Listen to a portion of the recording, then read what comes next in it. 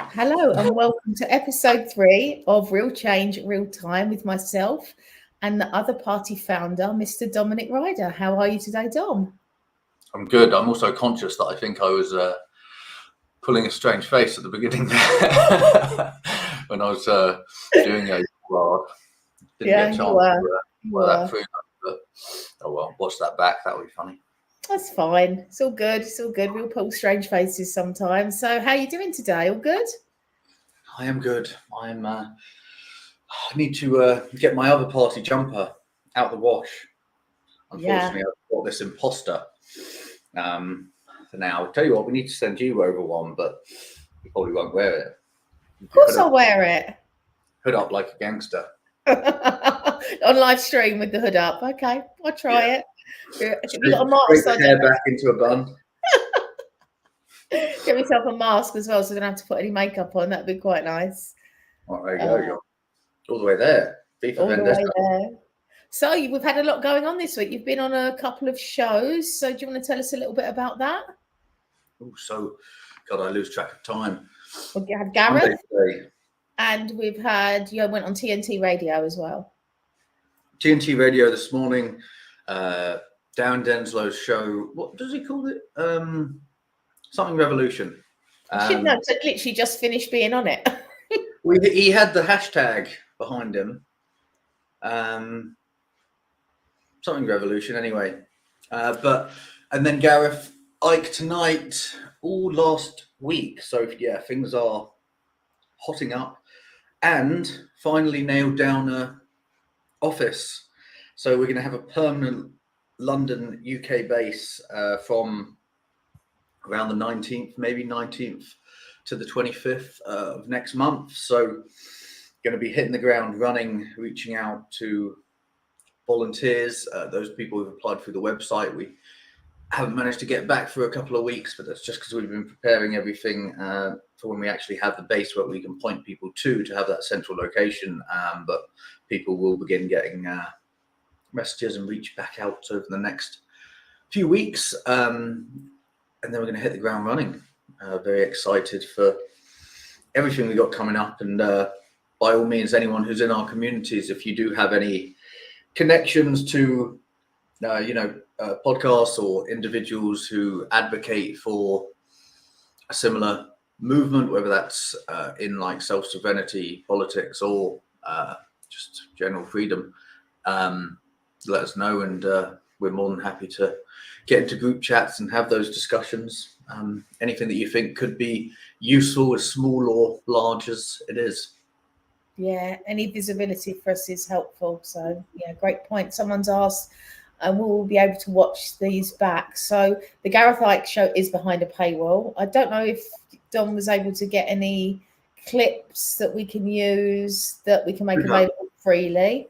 Darren Denslow's show is available on Twitter, and you will find it on the other party page. I think that was an hour-long show, wasn't it? And TNT Radio isn't out yet. It was live, but the recording isn't out yet. And when it is, we will share it, and that will be free to view as well.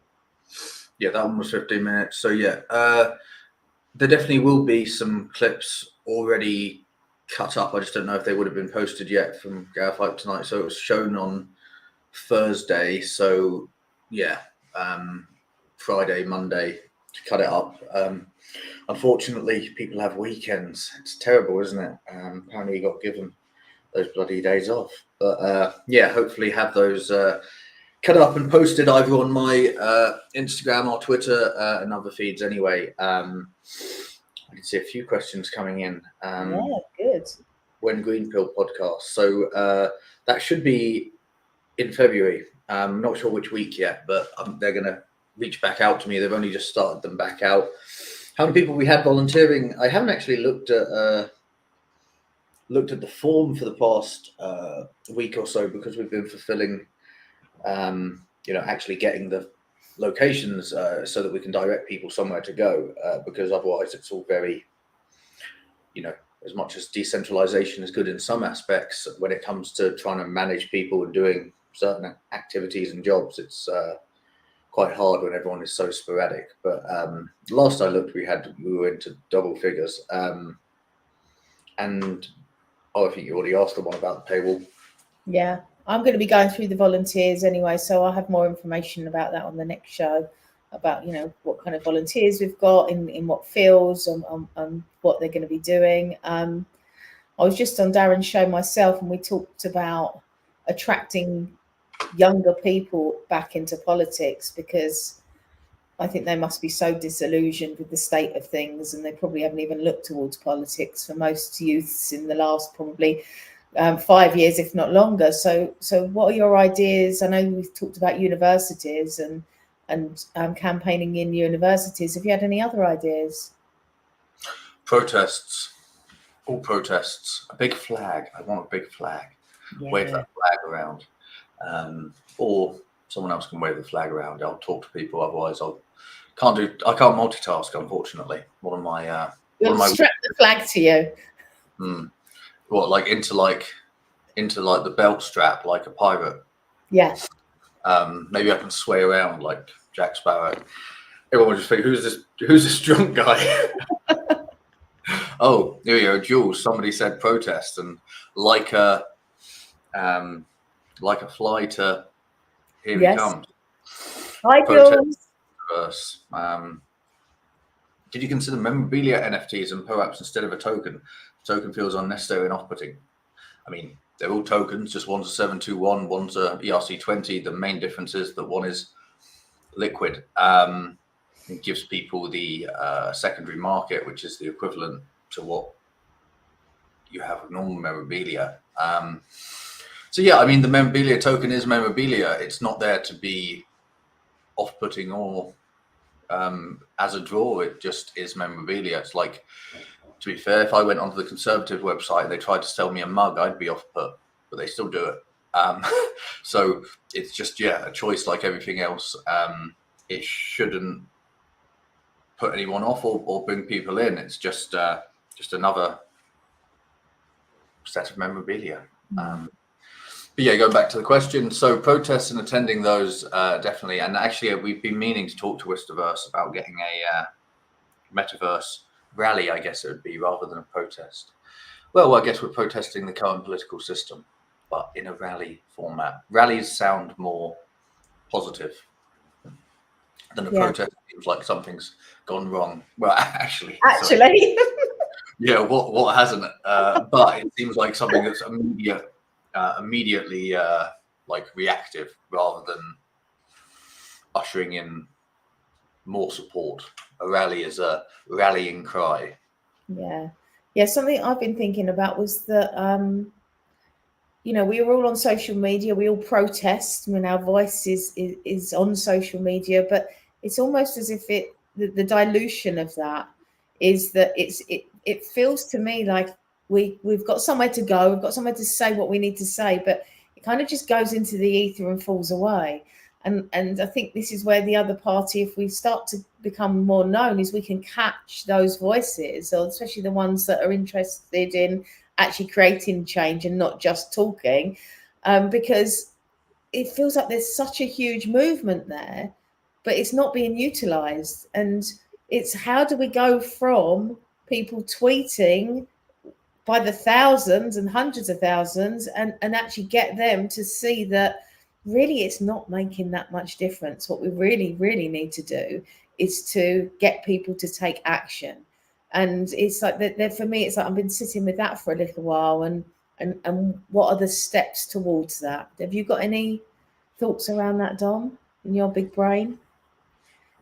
I have. I mean, I've been thinking of ways to sort of catalyze, and I think that there's a strong. It's a tightrope to walk, because there's a certain amount of like shame attached to the fact that like a lot of people know that they should be standing up and going out there and doing it, and a lot of people react badly when you make them aware of the fact that they should be like, getting up onto the streets, like that their voice is like, and they'll always think, at least I'm doing something.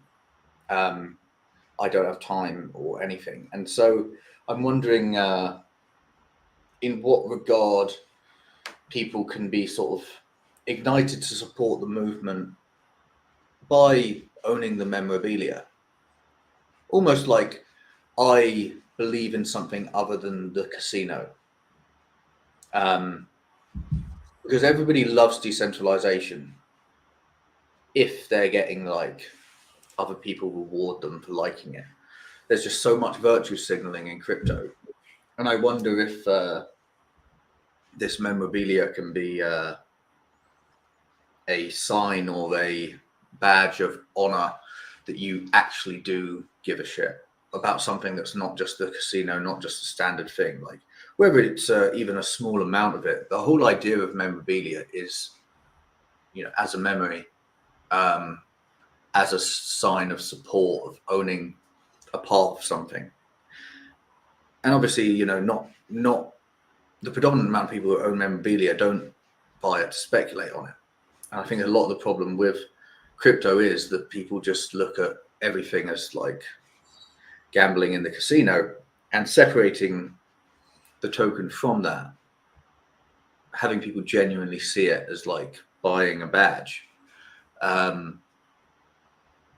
could spark, you know, huge amounts of uptake and increasing our holders by even just a small fraction, because those people are, you know, here for a long time, not a good time.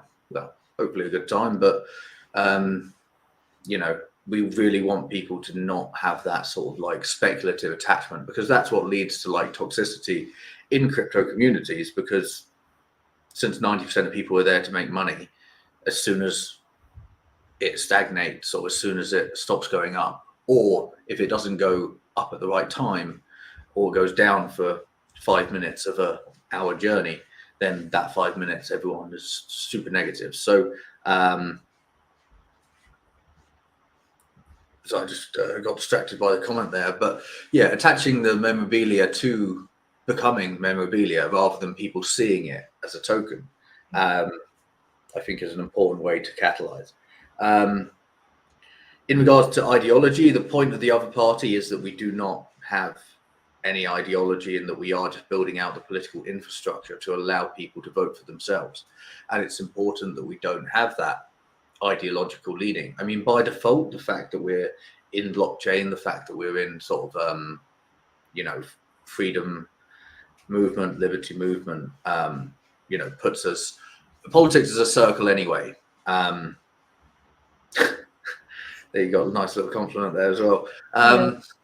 So it's a circle anyway, and you tend to find that sort of crypto and blockchain makes up that anarchist mixed with like libertarian, which are supposed to be opposites, but they are really close together. And so, you know, I'd say that I end up fitting there myself, but I don't see that as left or right, because one is supposed to be far left, one's supposed to be far right. But it is just those who believe in freedom, they just don't believe in the hierarchy and structure of it, I guess, is the main difference between the two. So we just want to bring people to the table rather than bring an ideology to the table, because a direct democracy, rather than polarizing people, it brings them in. Because if you don't like something and it passes, you can't just throw away the political process entirely, because every time you do that, what you don't like is only going to pass more frequently because you're not there to oppose it. So if, for example, let's say you vote for, let's say that you're a Remainer in the Brexit debate, and both Labour and Conservative had on their manifesto that they want to leave the EU in this alternate reality where we hadn't already. That would be enough for you, potentially, to not vote for either of them, even if you were a staunch Tory or a staunch Labour supporter. You believe so strongly in that one policy that you have to vote for somebody else, like the Lib Dems, because they want to remain. That's the problem with politics, is it pushes you out. But with a direct democracy, it brings you in, because you can't just abdicate responsibility anymore. Because every time you do, you are literally counter productive to your stated intent. And so a direct democracy won't be perfect, but that in itself is the political catalyst to get people involved. Because every time something goes wrong, you have to get involved so it doesn't happen again. Every time something that passes that you don't agree with, you have to be there to change it next time. And so it's certainly going to be some mistakes, like we're not going to get it right every time, but we actually suffer the consequences. And so therefore we're much more likely to take action on those in the future because we don't have anyone to blame. It's very easy for us to say, oh, those politicians, what have they done this time? Because we just don't feel any attachment to them. It's like, oil and water, it just doesn't mix. And so we find it a convenient reality of the political situation that we feel like we can't change it, and therefore we don't bother trying, or we only try on social media and only complain about it in a way that's convenient for us. And we need to really break that side of it, that cycle of it, because it's too much apathy, really. The thought I had was that people actually vote through disillusionment. I'm so disillusioned with them, I might as well vote for them. There's no excitement in what people are looking at. It's kind of the best of a bad bunch. So it'd be really wonderful to bring excitement back into it, that people have something that they can kind of get hold of and know that their voice is heard and have something to feel something about, rather than disillusionment or dread or apathy, because they seem to be the main emotions around the political parties and the political system that we have in this country right now. So I think that's a really good point, that we really need to it's almost like flipping people's minds, because they're also so used to that. It's like, oh, we've had Labour for 10 years or however long, so we'll vote Conservative, and they fuck everything up, and then we go back to Labour, and people have got to get bored of the cycle at some point, and they have to understand that there is the potential for change with what you've created. I don't think there's any other... I mean, just go back to what Park Lama mentioned, which is a good point. Direct democracy is a method, but the values and beliefs driving it matter as well. I think that that's very true, but I think that gets rid of the fact that once the voting application is live, there's going to be a hell of a lot of views and opinions on there. And yes, values and beliefs drive it, but also conflict. People just love to tear chunks out of each other. And we're giving them a literal platform to do it. Like, it's seeding debate. And so people just love drama. And whether it's drama from people fighting over policies, or whether it's, on the other side of it, values and beliefs are driving it, but opposing values and beliefs drive it as well. So we're not going to be short of political opinions and debates on the platform. And by definition, people love, it's why people love Twitter, because even when they get kicked off, they just set up a new alt because they just love commenting on stuff and they love sticking their all in. And it's sort of similar with this, except obviously people can't be as bigoted and, racist and abusive and everything else, because to discuss and debate policy, you obviously have to prove that you're from the UK, which means that you'd hope that people wouldn't go too crazy, with their views in some regards, considering the fact that they can't be proper, racist or anything, because we know who they are. Well, the third party KYC does anyway. So you'd hope that sort of level of drama and that level of debate would, still allow for the values and beliefs to have the effect that they do. Yeah. Okay. Well, I do have some questions from the Telegram chat, and somebody asked in your radio show earlier, but I don't think you guys could see questions, is that what are your thoughts on the general real estate market? How to avoid getting people completely wrecked with the situation on the market and the possible rise of debt? Even if we include direct democracy in the picture, political parties need to have an alignment of views on how to solve nationwide disastrous situations like insolvency of mortgage payers? Another question, since there's always a bargain in the politics, what are your plans on collaborating with other parties? We'll go back to the real estate first, and then we can talk about the second question. So is it the views on the property market in terms of like where prices are going that they're after, or is it views on the property market as an example of an area?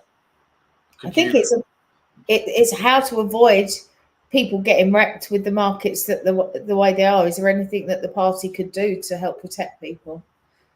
Well, in terms of like the financial aspect of the property market, like it's the same like Ponzi as the monetary system, in the fact that too many people are in property as an asset and as a speculative vehicle that it can't be allowed to fail anymore. It's too big to fail. Because if you have a 10 or 15, 20% drop in retail or commercial pricing, like, all of the banks lose too much money that they need to have bailouts. So the property market itself, by definition, like the central banks, react to it.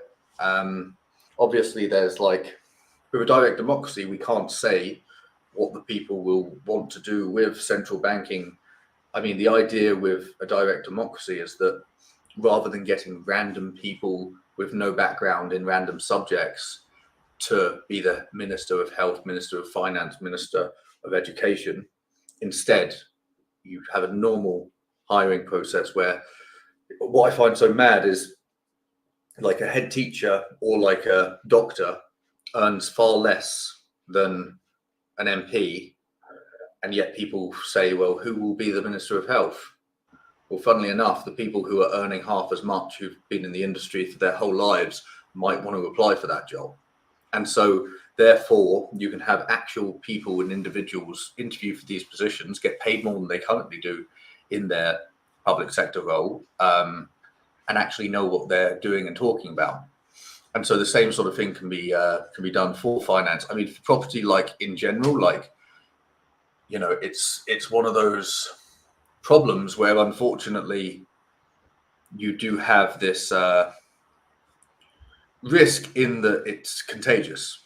One domino falls and then everything else does. And that's because the current monetary system is built as a Ponzi, in the fact that by definition, a Ponzi, you have to have new investors to pay off the old investors. And if you are a central bank and you print the first money into existence, if I print the first £100 and I say, here you go, I'm lending you that £100, you need to pay me back £101 in a year's time, where does that £1 come from?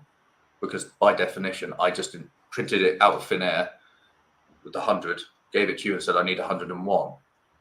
Well, if I don't print that £1, it can't possibly come from anywhere. It doesn't exist. And so that's why that debt and bankruptcy is unfortunately part of the monetary system. That's literally how it works. It works so that there'll never be enough money in circulation in order to pay back the interest on that money. So that's the current monetary system that causes bankruptcy and causes insolvency, whether it's from mortgages or whether it's from commercial or asset seizure. That's the monetary system. It's not something that the political system can necessarily do anything about. Obviously, it can lobby for it, but central banks are independent. They are private institutions. They do not run based on what the government says or does. They run, arguably, the government, depending on how far down the rabbit hole you want to go. There's only a few central banks in the world that are independent. Iran, not independent, I should say, state-controlled or controlled by the people.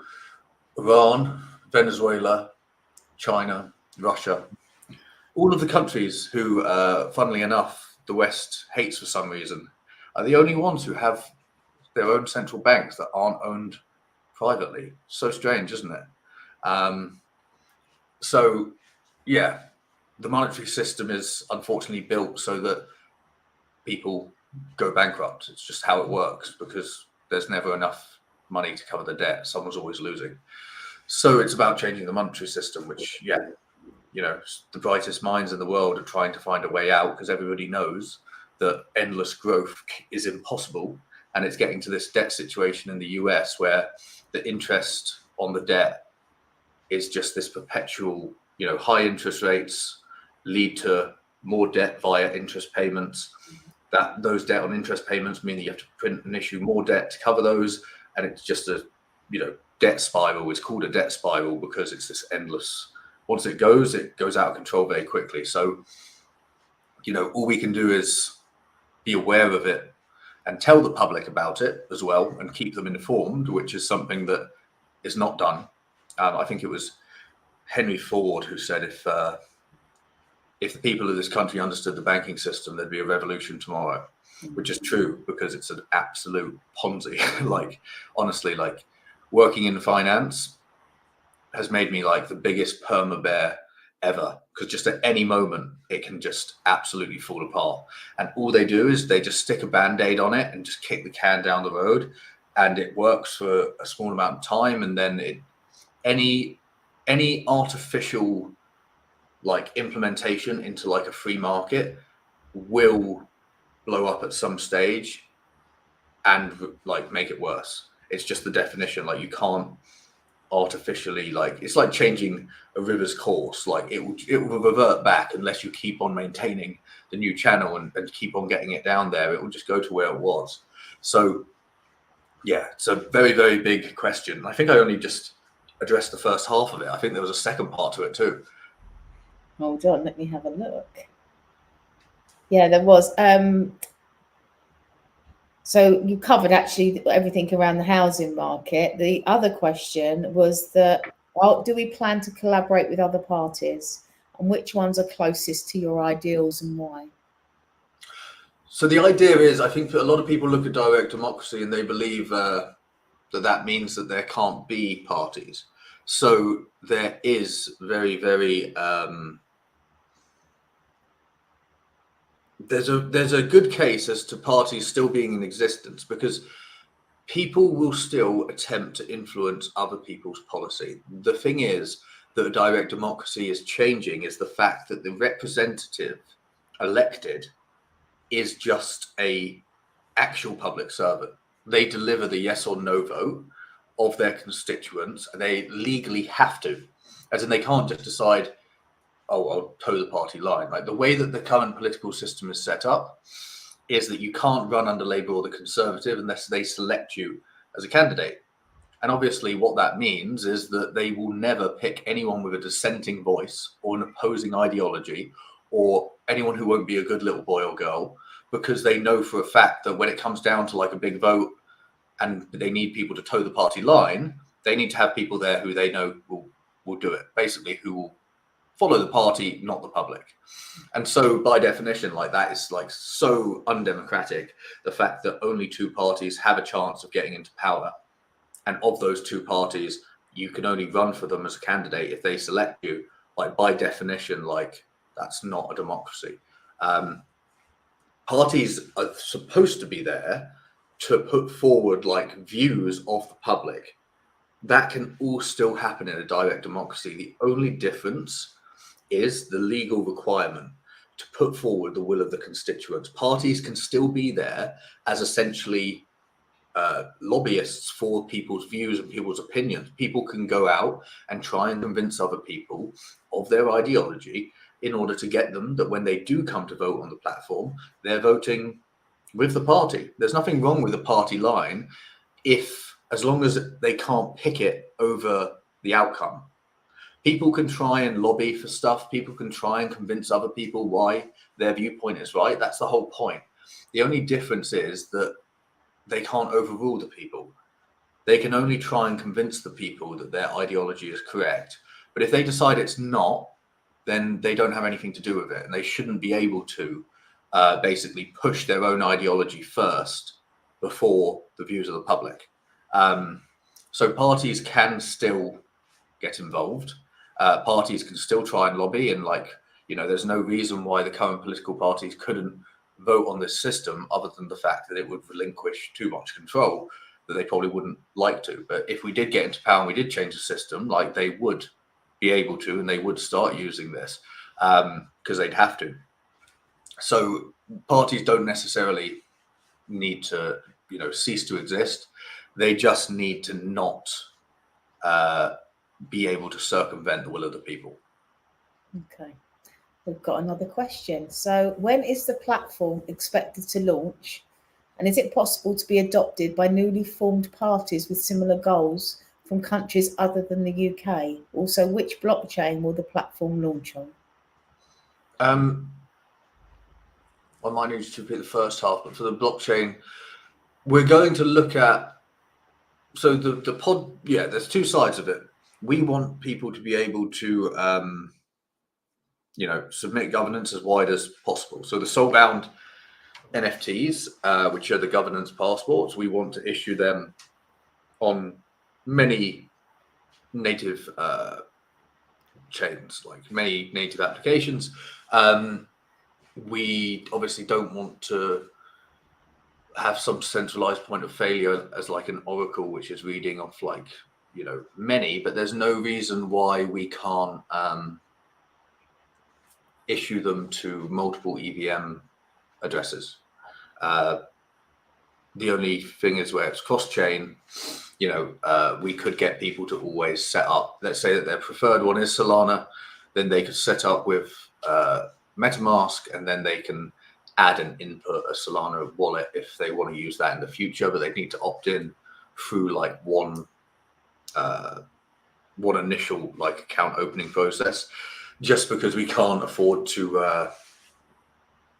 It depends on what level and what stage we are at as a party.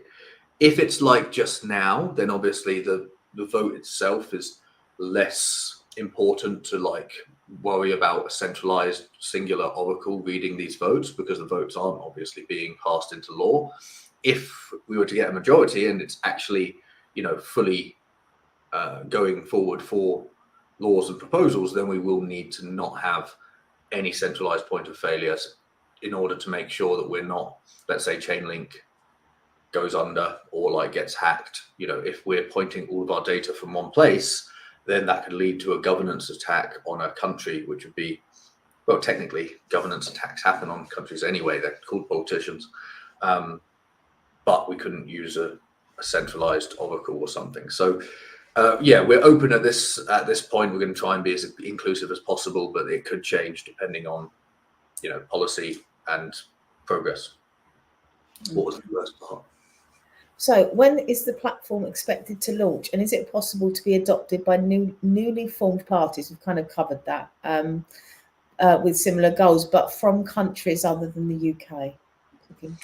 Yeah, so one aspect of the overall sort of a platform protocol / application is three parts, really. So you've got the account opening process, which is going to be as simple as people who don't know Web3 or crypto at all will be able to sign up with an email address. On the back end, we create the wallet for them. And once they prove that they are behind the email that they have inputted, then we can issue the soulbound NFT to the wallet that we've created for them in the back end. So on the other side of it, people who sign up with a wallet, they confirm their email address at the same time. So at all times, we will have an email and a wallet and an email, which means that they can KYC through any third-party provider through either a wallet or an email. And it doesn't matter which one they use, we will know that that person is behind it, which means that 90-year-olds who would have, anybody who's set up a bank account before, or anyone who's set up like even to pay council tax or like even doctor's surgeries online, like if they've submitted a proof of address and a passport before for anything, then it will be as simple as that. So, another thing is people have said like, well, what about those people without printers, or, my 95-year-old who hasn't had a laptop phone or anything? Like we can't cater for absolutely everyone. We're not there to be 100% infallible.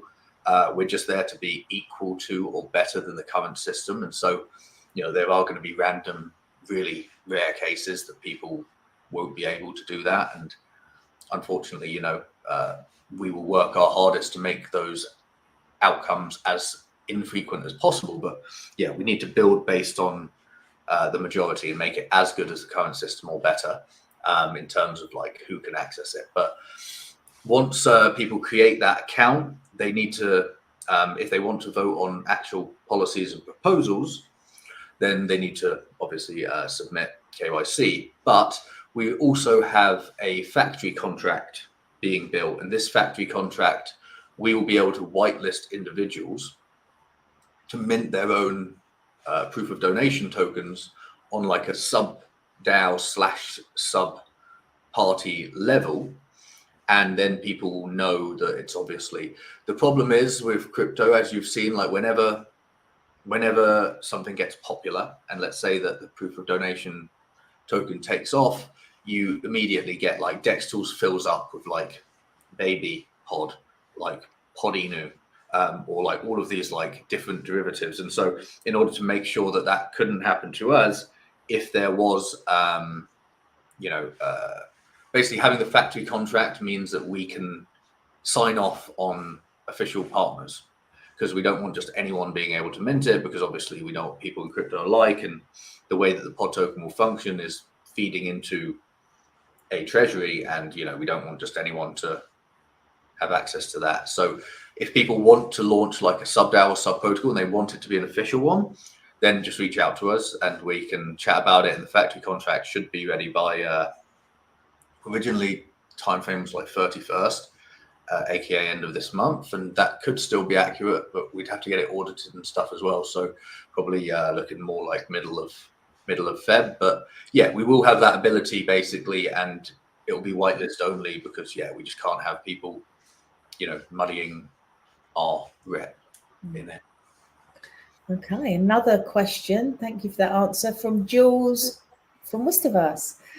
He's wondering who'll be in charge of putting things up to a national vote, citizens or elected rep. Is there some sort of filtering process and general moral guidelines that need to be followed? So the way that it's going to work on like national versus constituency level is that if a policy passes with a certain quorum, where it's like 70 to 80% plus of people agree on this policy, then it will be national policy.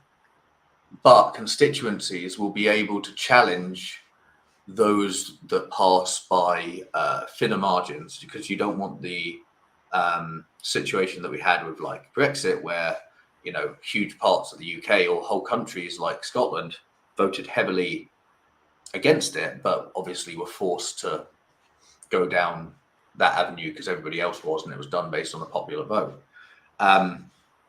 However, at the same time, we need to be realistic about the fact that not all decisions need a national vote, and so that's what's going to decide like what is policy nationally and what is regional. Is going to be by what is most important to the public and where there are disagreements, and the ability for people to like flag if something should have a revote. Let's say that it has to have a level of centralization, because like we can't have it where like someone puts up a policy to let's invade Japan, and that passes, and then people realize after the fact, oh okay, we probably should have, I didn't see that one, I should probably vote on it, and then people put it up. So we'll basically have like a the way that we're planning on pushing it. Oh, I've gone all blurry.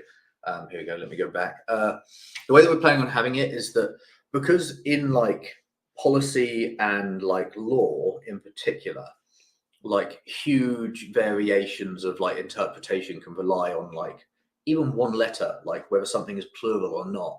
You can have people use that tiny bit to manipulate it, and at the same time, people might even have like typos or stuff. So a first submission will go to like a feedback, almost like a Pinterest, where people can comment, or like a Reddit, and basically give feedback, because people will want to amend policy based on, if someone says this could be open to abuse because it means that XYZ can happen, then people will amend that and add in those feedback based on it. What it also allows for, which is very important, is that people have to have follow through, because there's a lot of people who will just I don't know, after a couple of drinks and they're feeling a bit brave, will stick something up, and then they need to come back to it.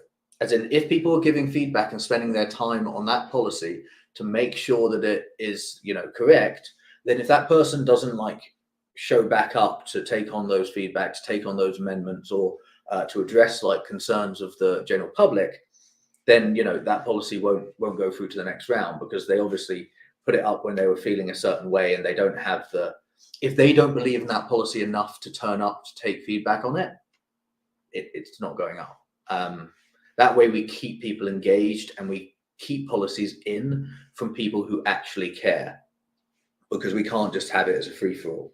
So those are some of the things we're doing, and obviously those will come with like, that's not decentralized. Well, yeah, neither is running a country. So that's, unfortunately, we've got to, keep this on a certain level of centralization, because we can't just have carnage, because then the whole thing looks bad for everybody. So that's going to be the way that we like filter out certain like levels and decisions, and what's national, what's constituency level, and also like what proposals get up to that final voting stage as well. You're on mute. You're on mute. You're on mute.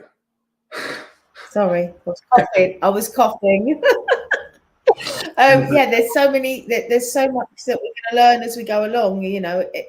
There's problems we haven't even seen yet, and there's answers to those problems that we haven't seen yet. And it isn't a small undertaking; it's huge. So again, people out there, if you have ideas, let us know, because this is a project for everybody. And I love what Dom said about, you could just throw something out there, but if you're not committed to it, it's, we need to see that there's a commitment there to the policy that you want to put forward.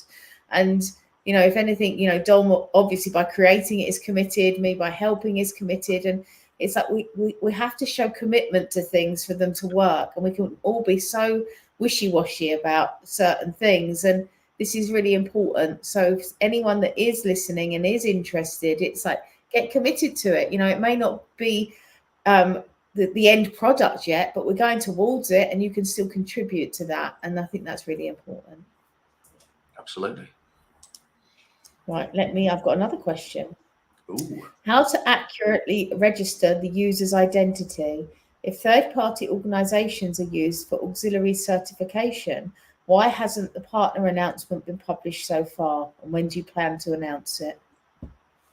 So the whole point is that, as I touched on earlier, we are using the email and Web3 wallet authentication to make sure that we always have both, in order to work with way more than one provider. Because as long as what we've been talking to people like Fractal and others about is essentially having a database where we give them access to email address and wallet, which will go down this list, the KYC provider, obviously, with encryption, and they are a KYC provider, so they have security methods in place, obviously. And essentially, once somebody KYCs through any email, any wallet, the providers can essentially highlight that box, or we're looking at building it out into an automated process where essentially once that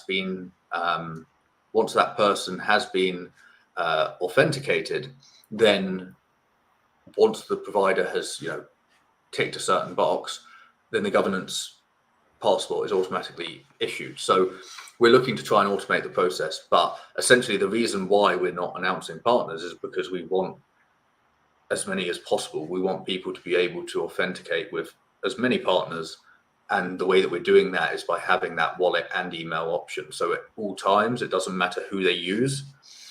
If we have added them onto sort of this spreadsheet, then they'll be able to use it. So, and also it's not ready yet. So that's the reason why we haven't announced it yet.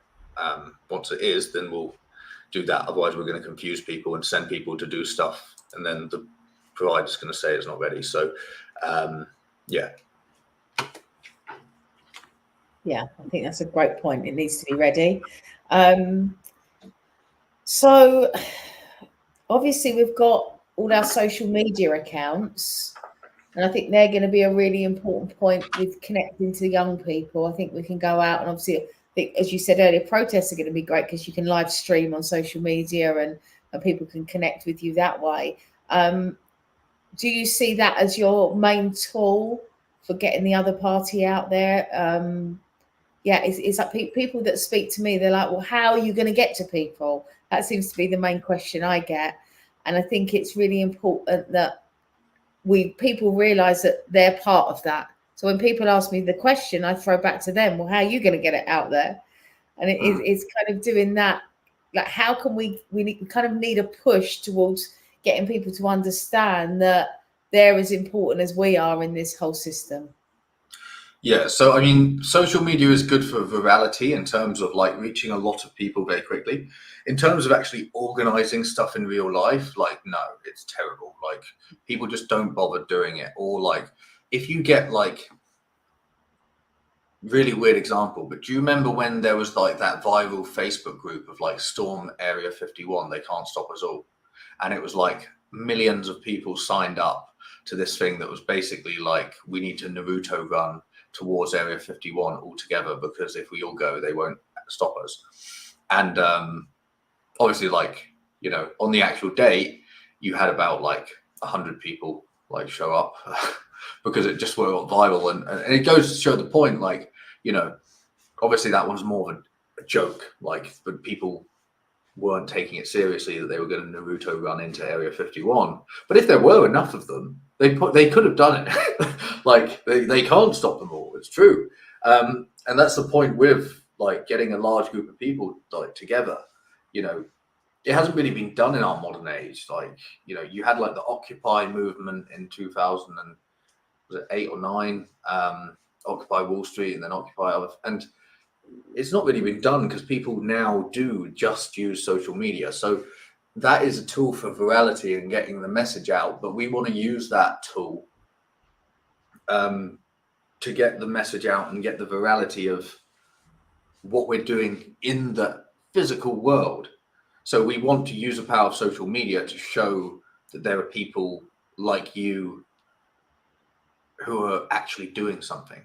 Because again, nobody wants to go first, which is fair enough. Like, it's like a big thing, but like, you know, activism, it can't just be online. Like, there's no fear from the political class against the people anymore, because we don't give them anything to be scared of or scared about.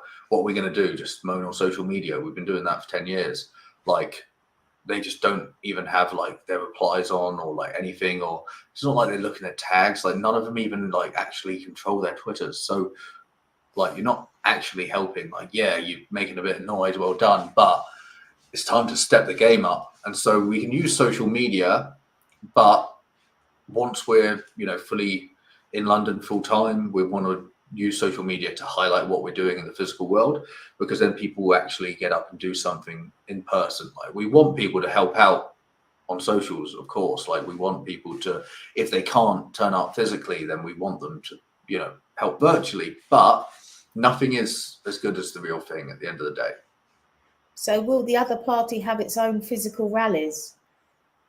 I hope so. Yeah, me too. We're going to be there with a flag, aren't you? No, you're carrying the flag. I've got it tucked in. I'm Jack Sparrowing it. I've got to find a speech. Yeah, be the change.